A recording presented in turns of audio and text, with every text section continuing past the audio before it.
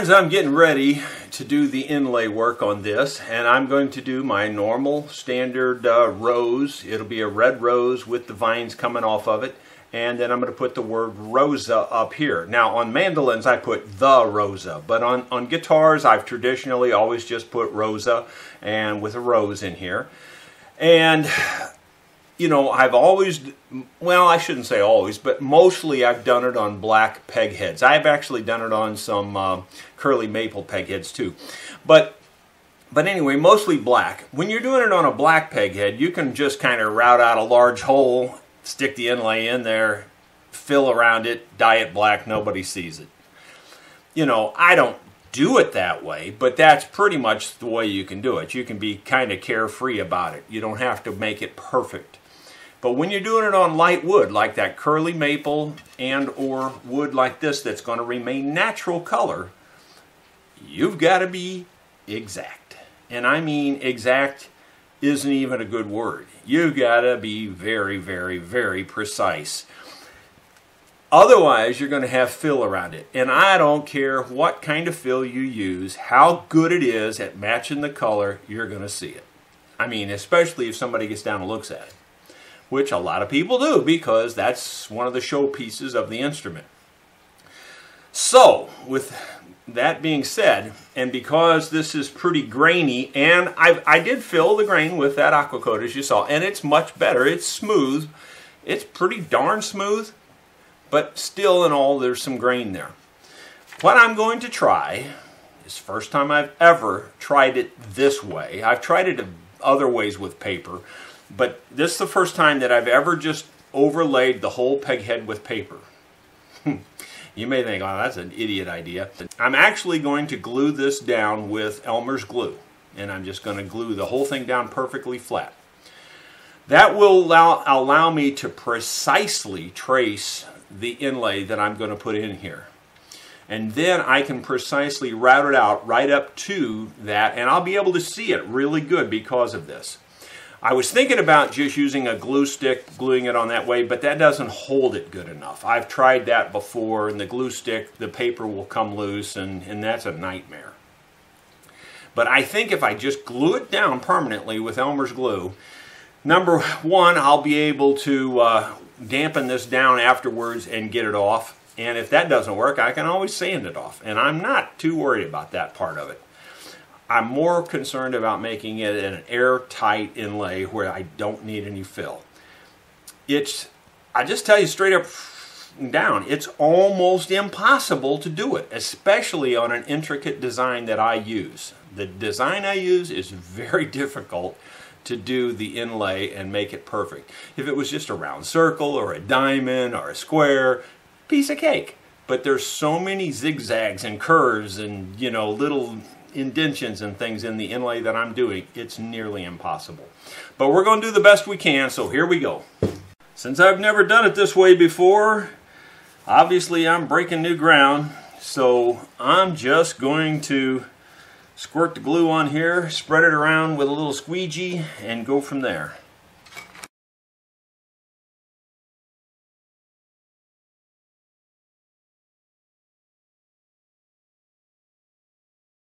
One thing I'm pretty sure of is at least I'll be able to see the design, where in the past I've had a heck of a trouble seeing what I'm trying to route out. But having it on this white, that ought to make it much easier. So that's what she looks like after I have marked off the holes for where the tuners go. And now I have an idea where I can put the rose and it won't interfere with anything, and my name up here. And then I also have to leave enough room for the binding to go around it too, so that's another issue. But we're about ready to start cutting out the design. I might have just made the best mistake I ever made. I typically print these out on regular printer paper, and then I glue them to my pieces of shell, like the mother of pearl that's in this bag here, and then I saw them out. I accidentally had the wrong printer selected. I had my label printer selected. It printed on my label, light bulb. I don't have to glue this on. I can just stick this on. And I think it'll stick better too. Now, it might be tough to get it off. I don't know, but I imagine I can get it off. I'm going to try this. I think this is going to be awesome. Now the question is, can I peel off the sticky backing? I've got the rose head cut out.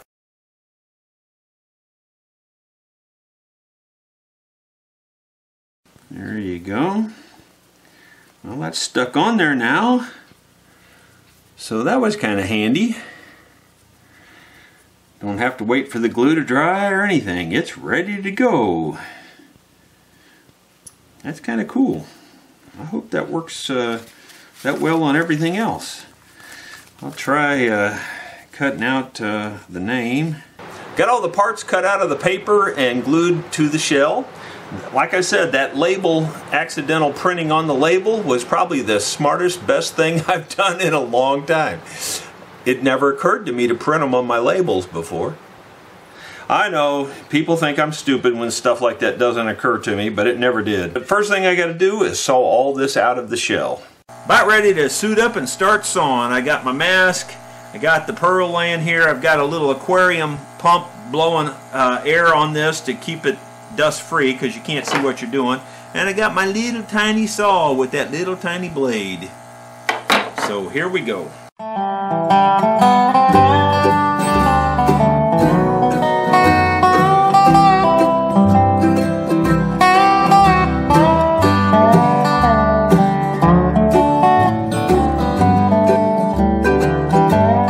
I shall not bear the cross through yon city when the burdens of life I lay down. When I knock on the portals of heaven, I will trade the old cross for a crown. Though the cross oftentimes has been heavy, when all fortune on me begins to frown. But how happy I'll be over yonder when I trade the old cross for a crown. And I will trade the old cross for a crown when the burdens of life I lay down. When those pearly gates for me shall swing open, I will trade the old cross for a crown.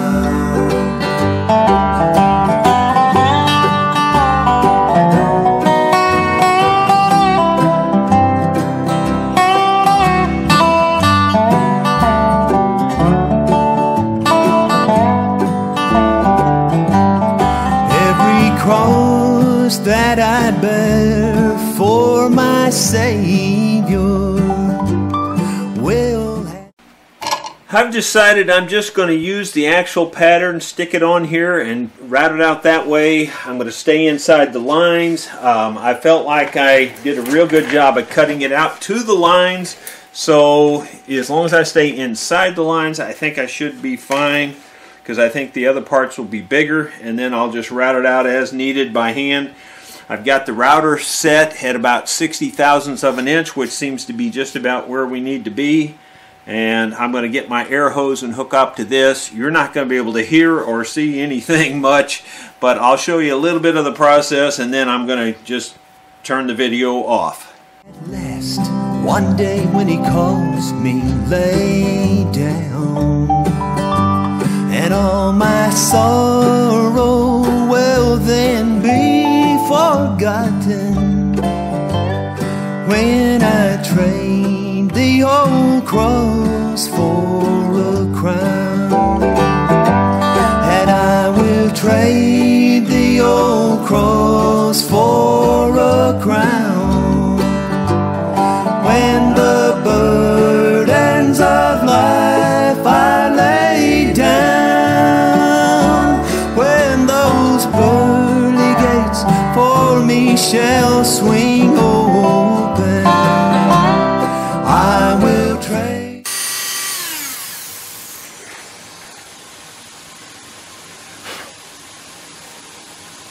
Well, that didn't work as good as I was hoping, I gotta be honest. The label crinkled up on the edges, it moved a little bit like that, you know. I probably should have just left more label instead of trying to cut it out so tight there too. That might have helped that. It just a lot of little things. It just didn't go as nice as I was expecting. The only positive, I guess I'd say, that came out of that was at least I could see it good. You know, I did the best I could with what I was working with. Now we'll see just how far off we are on trying to fit the pieces in there. My thought is I'll take the first piece. It looks like it's going to be a pretty tight fit. And I'll just trace around what's not fitting with a very sharp pencil. I got the pencil as sharp as I can get it. The old cross for a crown. When those pearly gates for me shall swing open, I will trade the old cross. There you go. Yep. Fits down in there. It's pretty darn tight. There's almost no space around it. And that's what you got to do. It's got to be almost no space. I mean, you get out with a microscope, you'll find space, but it's got to be down to that kind of level to do a good job on something like this. For a crown.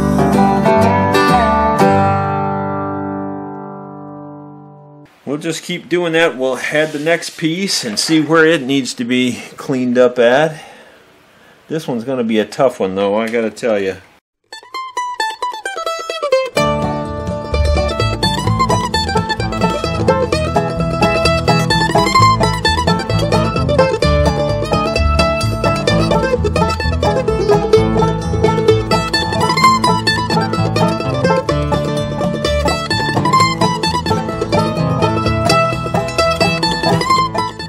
Well, there's kind of a close-up of how the shell fits. You can see that it fits in there pretty tight. It's not perfect. There's little holes and things, but that's about as good as you can do on something as complicated of a design as this is. It's fitting up pretty well. This only thing that's bothered me is this one here is actually rocking, and I can't figure out why. I'm going to go back through that one more time. I'm pretty satisfied with the fit, so it's time to just say it's there. And I'm just dropping in some CA glue, this thin CA glue that'll soak down in there and keep it in place.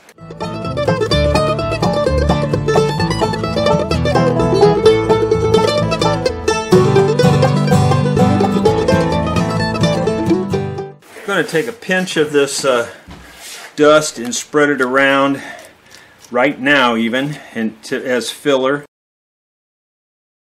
and hopefully the CA glue will bond with that. And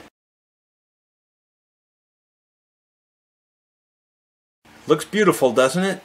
Well, here's what she looks like after the sanding. Not too bad. You can't see much filler. There is some sawdust in there, but not too bad, really. It's better than I was expecting, to be honest. And so I think it's going to be fine when we get the detail scratched in, and we'll have to fill the detail with this orange filler too. You know, that's just part of it, but I think it's going to work. It's time to route the binding slot around the peg head. I've set this up and got it and done some test fitting on some scrap pieces, and it seems to be working real well.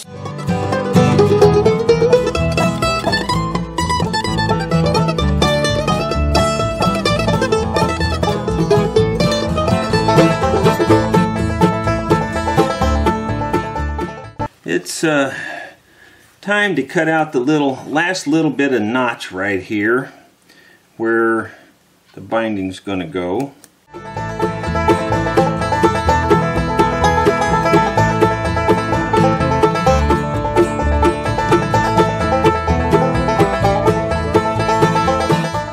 So there's what it looks like before I cut the joint by hand. And there's what it looks like after I cut the joint by hand there. So the binding will fill that up, but just has to be cut out because there's no way to do that with the router. Overlay is squared off to the flat of the peg head, but I want it perpendicular more or less to the fretboard, really. And so I'm going to try to cut the very tip end of that off if it'll let me. I can detail that later, but that gives me a better line here on this side to cut down from.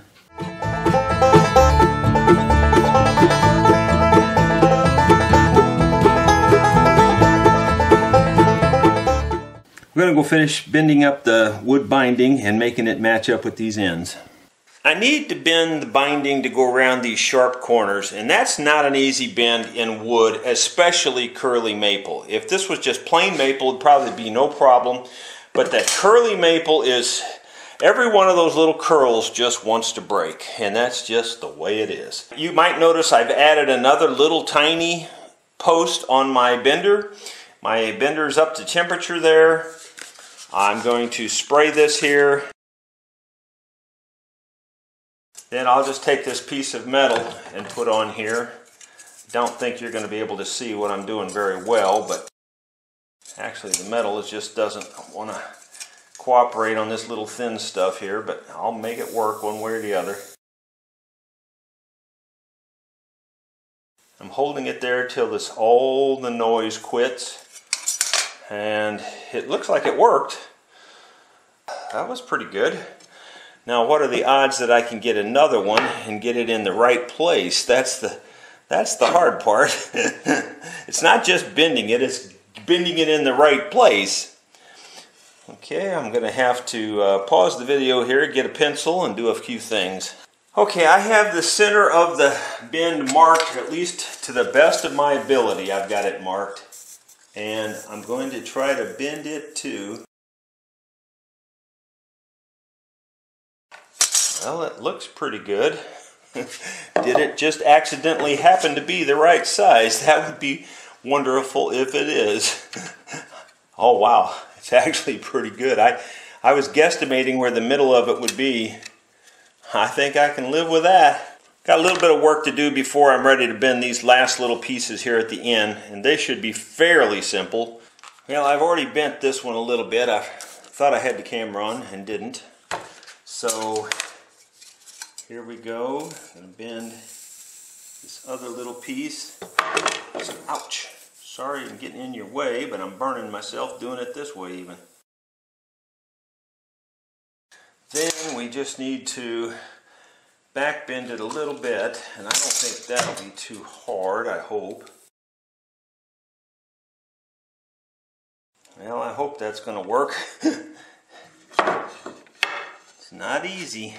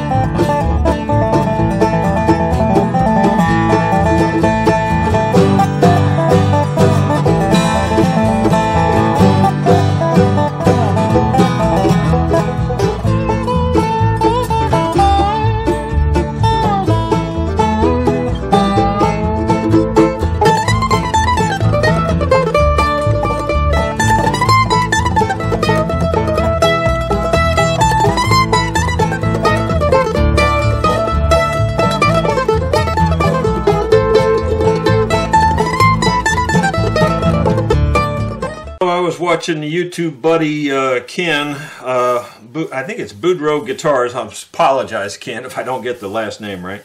But he had a binding jig made out of plastic. And you know, I've made a gazillion of these temporary binding jigs, really is what I would call them, out of wood over the years.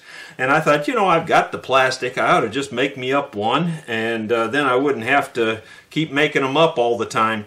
And I was going to make this fully adjustable and have, you know, wing nuts where I could tighten it down and move it over. But then as I started working with this plastic, I just like, man, I was so disappointed, because this particular kind of plastic, it's very good because glue won't stick to it or anything. Even super glue I don't think will stick to it. But even though I left this 1 3/4 inches wide, which I thought would be plenty, it still had some flex to it. And I mean, not a lot, but I could flex it a little bit. And I thought, man, I don't know. I'm just going to make it permanent for now, and I'll deal with making it adjustable down the road if I decide to do that. I've just got it set up as a permanent jig. And because it's tapered, you can push the fretboard in and it gets tighter and tighter. So I've got the edges as straight as I could get them, and even that was tough. I jointed the edges when it was in full stock and got the edges really flat and straight on the plastic, but when you start screwing it down, it distorts it a little bit. I don't know, I'm a little disappointed with it, but it'll work for my purposes here today, and that's what we're going to do. We're just going to go ahead and get this glued up. And as you can see on this guitar, I'm putting real wood binding on that to match the binding on the body. I never actually remember hearing from the customer, so I've decided to go with the ebony. That seemed to be the most popular choice by far, ebony. There was a few people that were just absolutely set on rosewood, and rosewood would be fine. And then there was a number of people that wanted Paduke. And, you know, and then there was a combination of different choices too. But I decided to go ebony, and you'll see the reasons why down the road. I'm not going to get into it now, but I will tell you the reasons down the road. And when I say ebony, I mean ebony fingerboard, ebony bridge.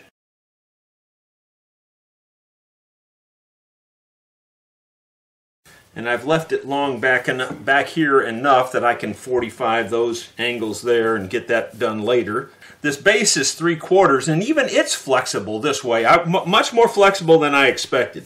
I thought it would be fairly rigid. It's not that rigid at all. Kind of disappointed with the whole setup. I really thought it would be better. I'm just going to get some water and just wipe this down a little bit. It may not work for future guitars down the road, but for now it gets my job done, and that's what I needed. The advantage of this is that it should keep everything pretty straight, and it keeps it pretty flat, and you can do both edges at once, which, you know, you can do both edges at once a bunch of different ways, but this is a fairly straightforward, fairly easy way to do it. I think I'm satisfied with that. I sure hope I am. I'm just trying to make sure that this binding is not up. That's one of the key things that I have problems with whenever I'm doing plastic binding, is that the binding will walk up a little bit, and I don't want it walking up. I want the bottom edge to be perfectly flush. It seems like it's that way, but only time will tell. We'll see tomorrow. I think the next thing I'll do is go ahead and put the 45s on this and get the end piece on here too.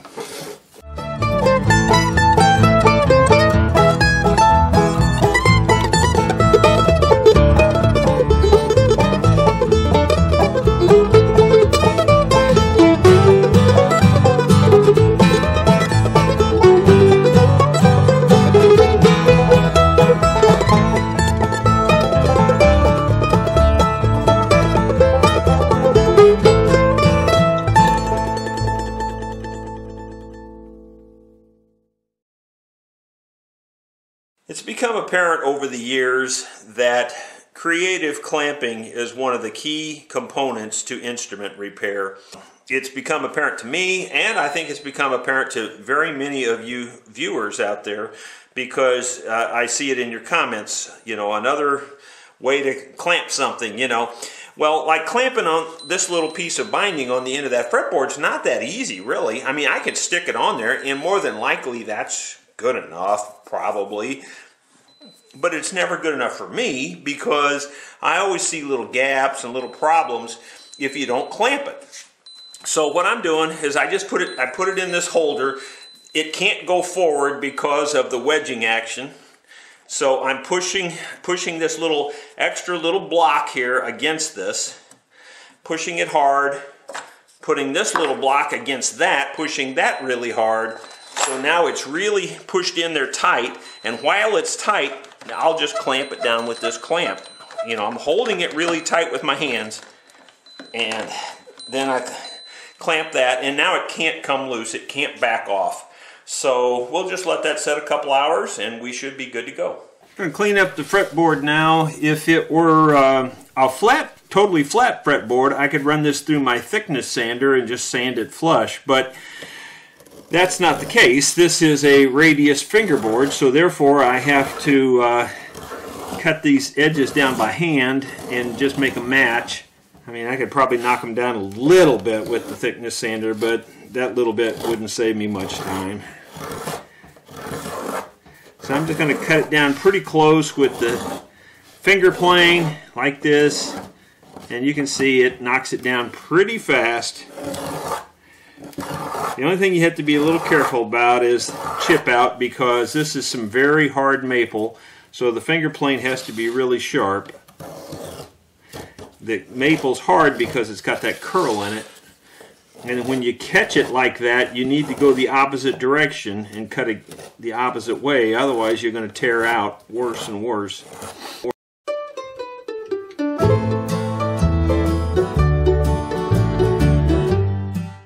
And I think I'm going to have to switch to a file now, just because I'm afraid I'm getting too close and going to create a problem. My sweet Melinda of the mountain. Yeah, that'll do for now. Next thing is I had a center line here, but it's kind of gone. I'm going to put that center line back in, and we'll put the dots down through the fretboard. I have the little marker positions punched with a little awl in a very precise location. I've got a center drill that I'm going to try to mark each one with.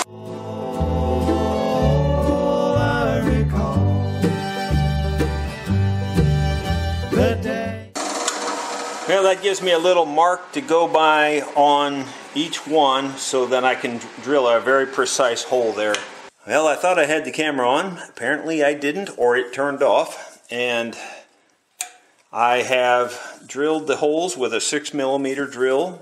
I have a depth stop on here also that stops it at a certain depth. So hopefully it should be really good. Now I'm just going to take a little CA glue, drop it in the hole, and put the dot in there, and hopefully all things are good. I met her on the mountain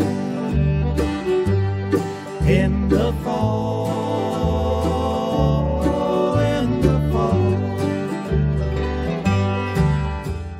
That turned out real nice. I think that's just about as good as it can be done. Real smooth. There's these here, just a tiny bit of sanding, but I think I'm talking hardly any. Should be perfect. I'm attempting to make every single piece of this guitar real wood. This is just a little tiny piece of ebony wood that I'm turning down with sandpaper to make the side position dots on the fretboard. Normally they're plastic. I'm not using any plastic at all in this guitar if I can help it, and I don't think I'm going to have to use any at all, including the tuning keys. They're all natural as well.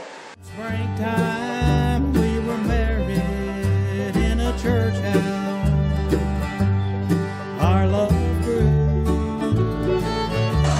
The summer. Well, that's getting pretty tiny, but I don't know if it's small enough yet. I'm going to get some calipers and measure that. To my amazement, this measures 90 thousandths of an inch, which is basically what the side position markers is exactly.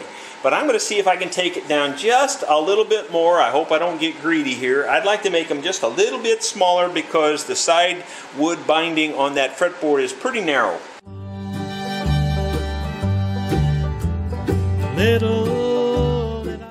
I may be pressing my luck. I think I may have to stop right there. This is about 84 thousandths. Yeah, pretty close. About 84, 85 thousandths. It's a little bit more towards the top up here. I'm going to try to take the top down just a little.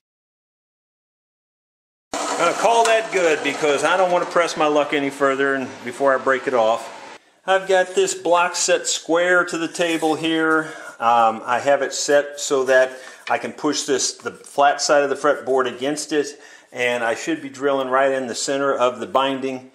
I'm just going to center it by eye right over the marker that's there. Oh, my sweet Melinda, want your dear. Well, I made this little tiny piece of black dowel for these side position markers. Made them in the drill press. I think that video should turn out, but if it doesn't, now you'll know how I made them. They're just spun them in the drill press and turned it down to the size I needed. Would be gone, my sweet Melinda of the mountain. I recall.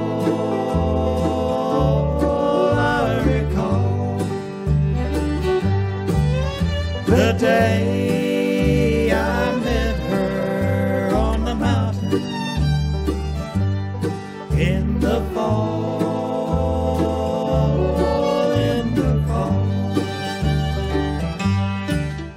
Well, we got that fret job to do, so here we go.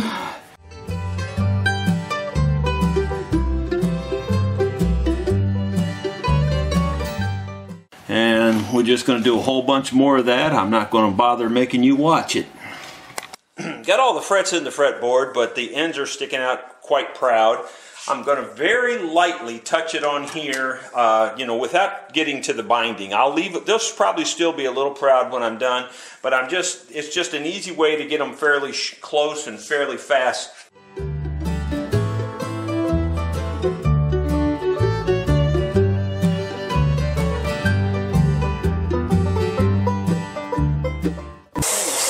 Works pretty good. I'm careful to keep it tilted a little bit this way so that I'm not touching the binding anytime. Plus, you want it tilted that way anyway, so it never doesn't hurt anything. And now we'll just finish them by hand.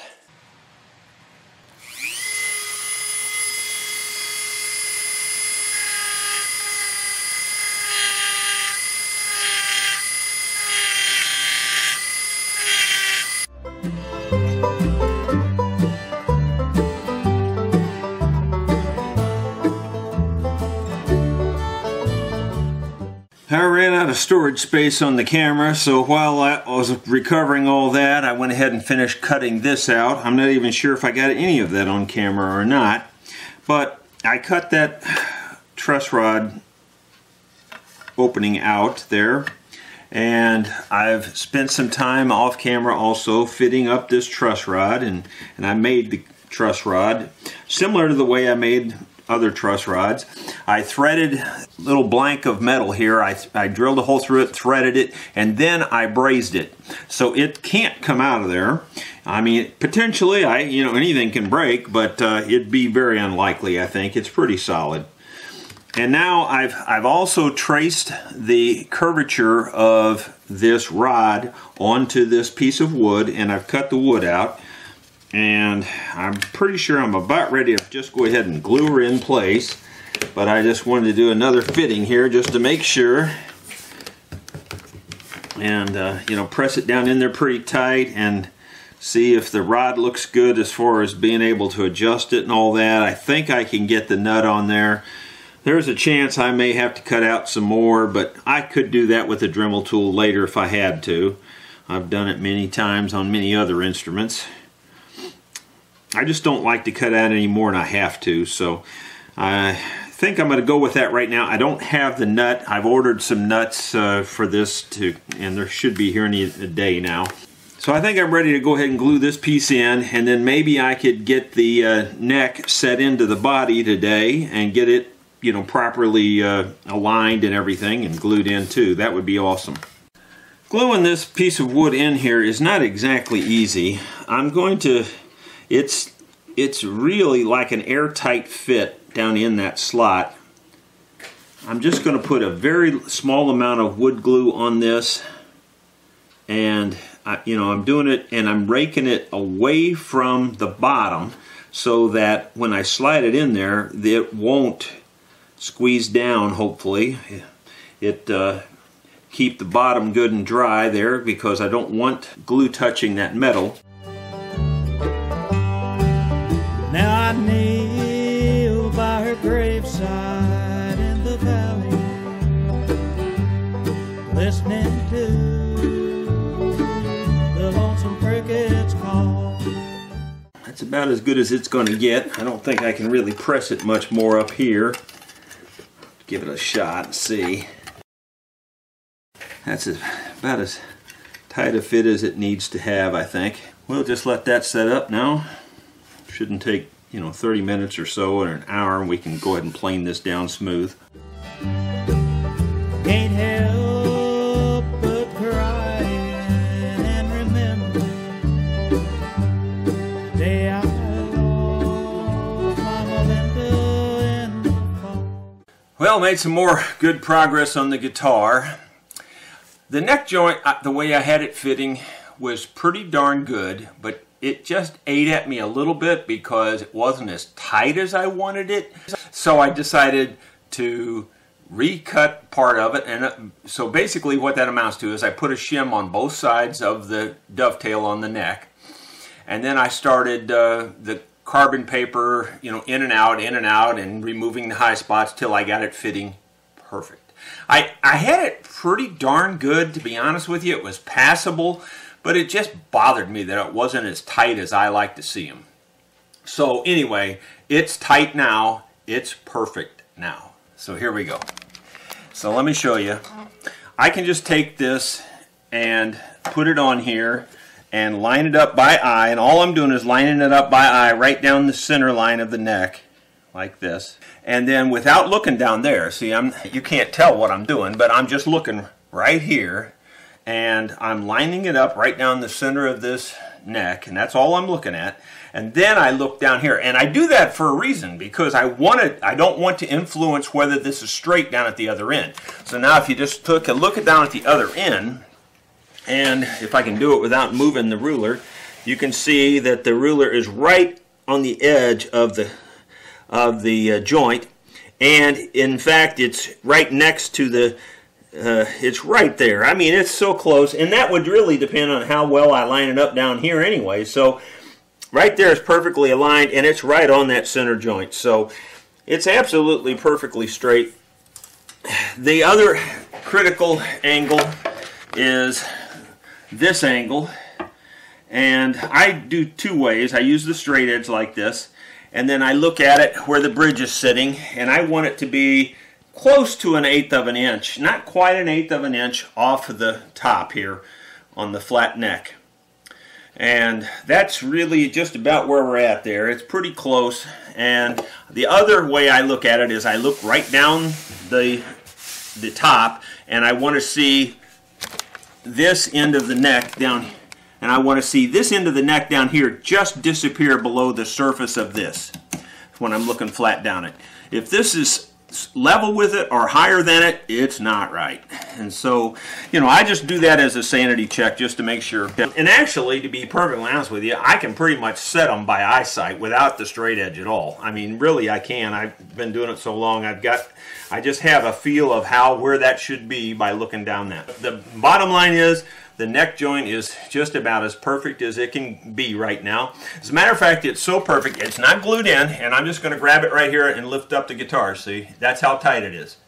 And I'm not taking it easy with that at all. It just lifts right up and comes right up, comes right out.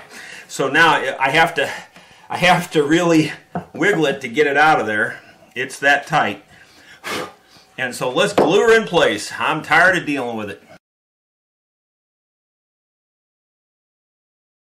There is a tiny bit of airspace between the back of this and the back of that, which is pretty much standard for all guitar necks. I generally even fill that, and I may fill that on this one too. Haven't made up my mind on that part yet. Yeah, that makes it harder to take it apart if you ever have to take it apart. I would tell you that right up front. But my goal is you never have to take one of mine apart. Alright, so we're sticking her down in there and wiggling it down until it's really tight to squeeze all the glue out, because even the glue will make a difference in as tight as that joint is. I also worked on it so that this is pretty flat and level right up here too. I kept monkeying with that and planing and leveling and everything so that there's not a great big hump here where the fretboard comes over and drops down. It always drops down if you've got this right, because this is at a 1.5 or so degree angle to the top, so there's always got to be a drop. But you can reduce the amount of that drop by making sure this is perfect right in here. And we've got it in pretty darn good shape.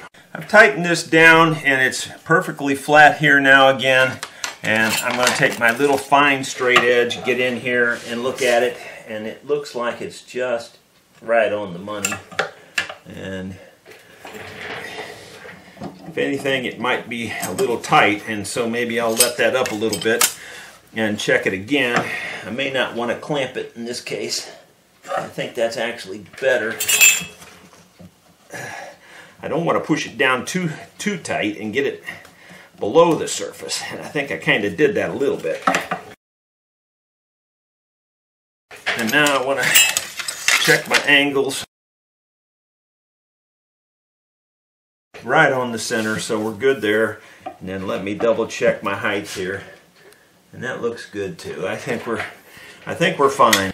Just about ready to glue the fretboard on here, and I just want to do one more check and to see how we are lined up with the bridge.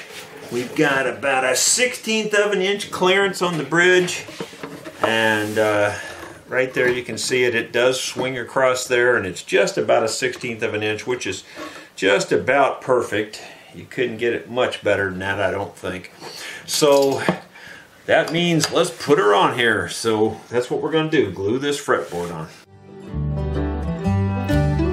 My sweet Melinda of the mountain, I recall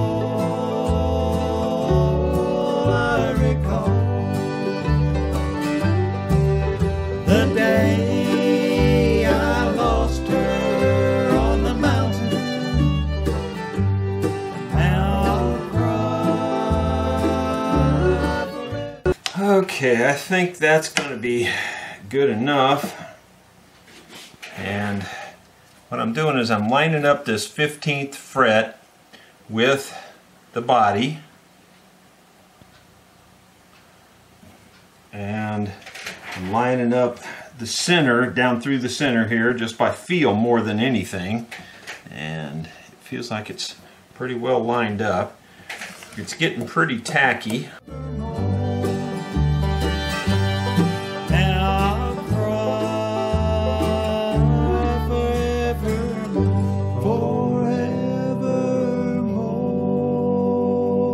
Yeah, that's what she looks like all glued up. So as far as I can tell right now, we've only got a few steps left. The neck is actually wider than the fretboard right now, so we just need to clean that up. And then we need to scratch the design and the inlay on the peg head up here. Got the clamps off, and I've already started shaping the neck to the fretboard. And it just involves, the neck was wider than the fretboard, so it just involves a lot of this. Just keeping the rasp moving so you don't get any flat spots, keeping it, rounded off, and feeling it quite often to make sure it's got a nice feel to it. So I'm just going to be doing a whole lot of that, and I'll bring you back when we get her all perfect. Friends, I think we're on the downhill slide at this point. I've spent, at least an hour off camera shaping this neck just with scrapers, you know, files and scrapers at this point. I haven't sanded it yet. I keep rubbing my hand over it trying to, do I feel any anomalies or anything? And as I do this every time, I feel something. So like, you know, just, I'm trying to be really particular. I want it to really have a nice feel. And right here, it maybe just needs a little bit more rounding on this edge right here. Not very much, but I just take a scraper and I just round it a little bit like that. Scraper does a really good job if you've got a really sharp scraper. Of course, it has to be very sharp. This one here is very sharp. It will cut the wood and pull it right off of there, no problem at all. So that's what I've been doing for the last hour or so, is just methods like that. And I just, you know, I grab it with my whole hand, I rub it with my fingers, I slide it around like this. It just has a real nice feel to it at the moment. And then I also just kind of look at it at a profile angle like this, at different angles, to see if I see any anomalies, any bulges or anything. And it's pretty darn good. It's pretty darn good. Might be just a little bulgy right here, but only a little bit. So, you know, you just keep going until you get it just like you want it. And the sky's the limit on that. But I'm going to take some 220 now.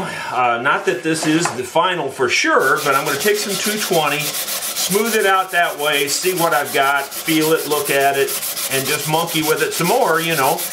And I think we're getting very close to having it done. At least the construction part. We still don't have a bridge, obviously, and we don't have tuning keys. We will drill the holes for the tuning keys here shortly.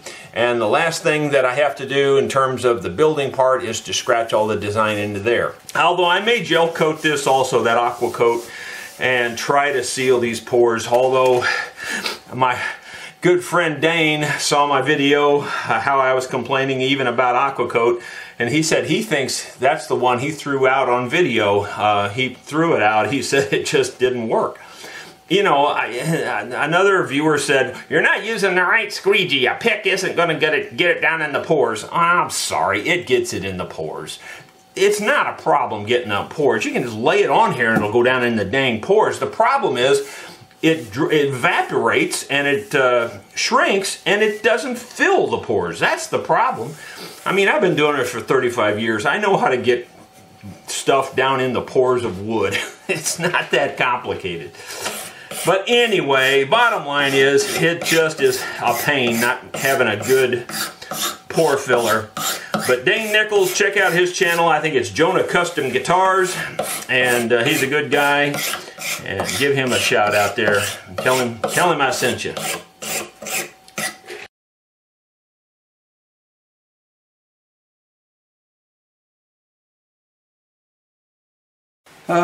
Before I get to the finishing stage, I do want to put a heel cap on this.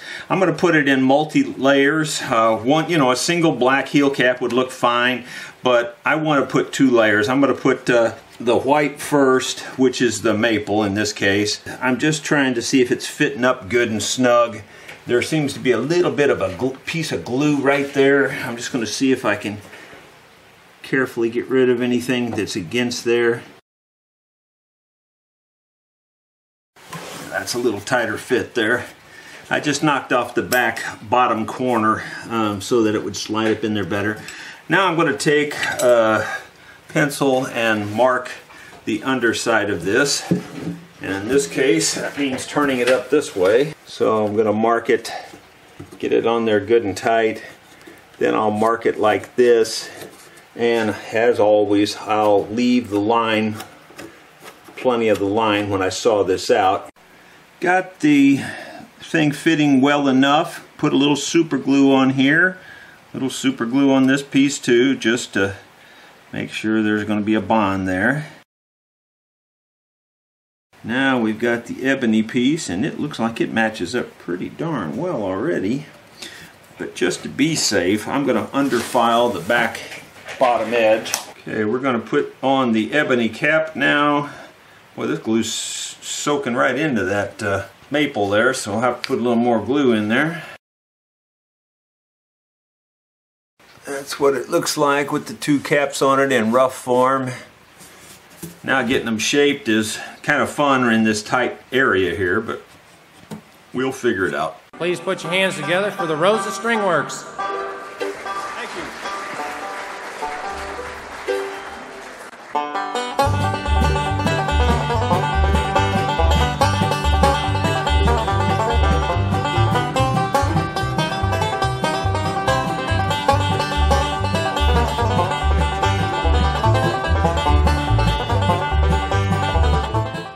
We're down to the final detail, and that is before we're ready to put the varnish on it, I just need to draw in the design here.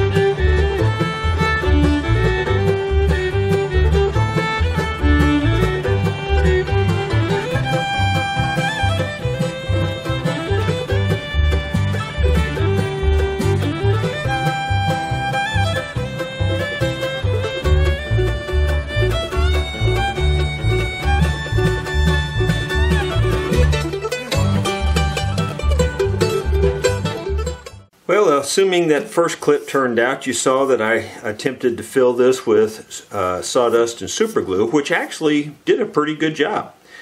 I've raised the peg head up with some blocks to the point where it's pretty level. It's, you know, maybe a hair out of level, but that way the super glue won't run so much. It ran so much the last time that it worked, but it was just kind of runny. So I'm hoping the super glue will more or less stay where I put it this time. And I think it's going to fill really well this time. So I'm getting a little bit of the sawdust out of here. And I'm going to put it, I mean, it filled it pretty well, but they're not completely full. So I'm going to try to fill the voids one more time here. And what I'm going to do is leave a little bit of the sawdust up here where I can go back over the top of the super glue. And what's weird about that is that the super glue seems to set up almost instantly when sawdust hits it. Well, we'll see how it works. No time like the present to experiment.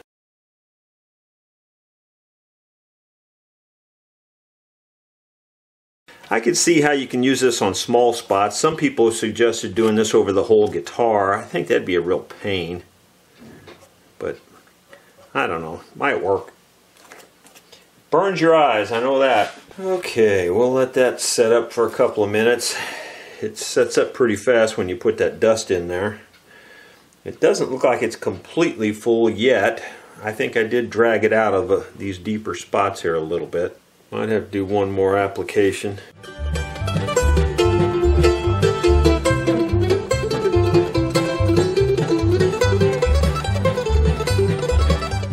The problem with the sanding block is it almost eats up your sandpaper almost instantly whenever you're doing anything that's sort of like this. It just binds to your sandpaper. I just don't like sanding blocks much. Yeah, I know there's foam sanding blocks. I've tried them too. They don't put enough pressure on for me. Maybe I'm just impatient. Yeah, leaving the super glue on very thick is not a good idea, I can tell you that.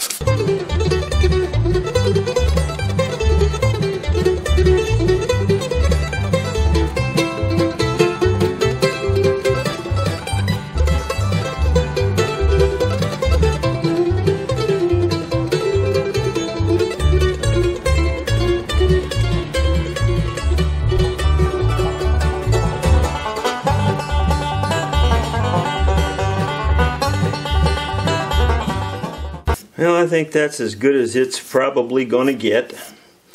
Not saying it's perfect yet, because it's not. But that's about as good as I can stand to do. Now I'm going to move on to putting in the detail in the flower and in those leaves, and then we're going to actually fill that with black. I'll be the first to tell you I don't have real high expectations for what I'm about to try. You know, if it does happen to work, which I doubt, it'll save me a lot of time. If it doesn't work, it's not going to cost me much time, just some.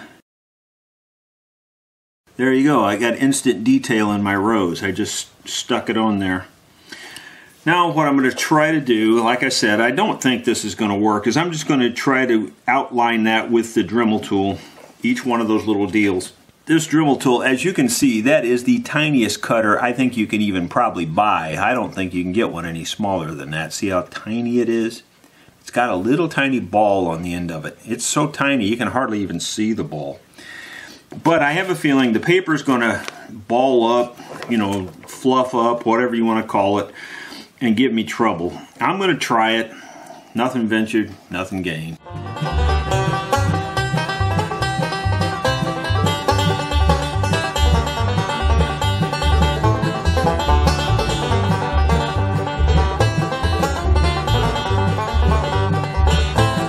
What I have to say about that is it either worked or it didn't. And I truly don't know because can't tell nothing about it because the paper's there. Okay, well, that was weird, I'll tell you that. At least it was very simple to follow the lines because they were so easy to see. I would say it might have at least outlined it where I can do some more detail now with the paper off. It didn't do too bad, really.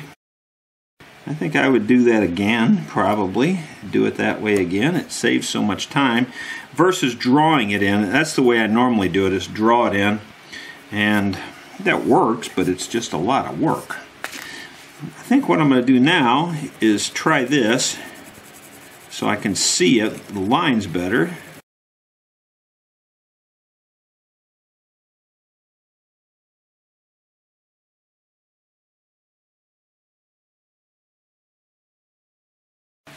Well, I'm going to go with that for right now.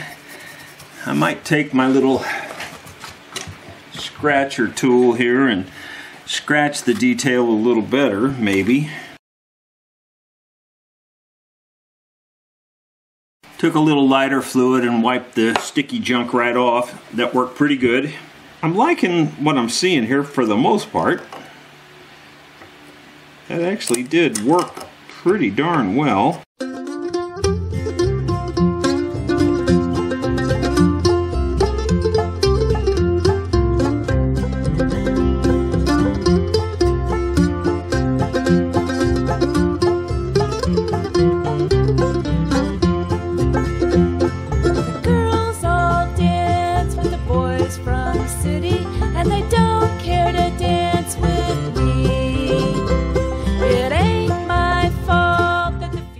Looks pretty darn good to me.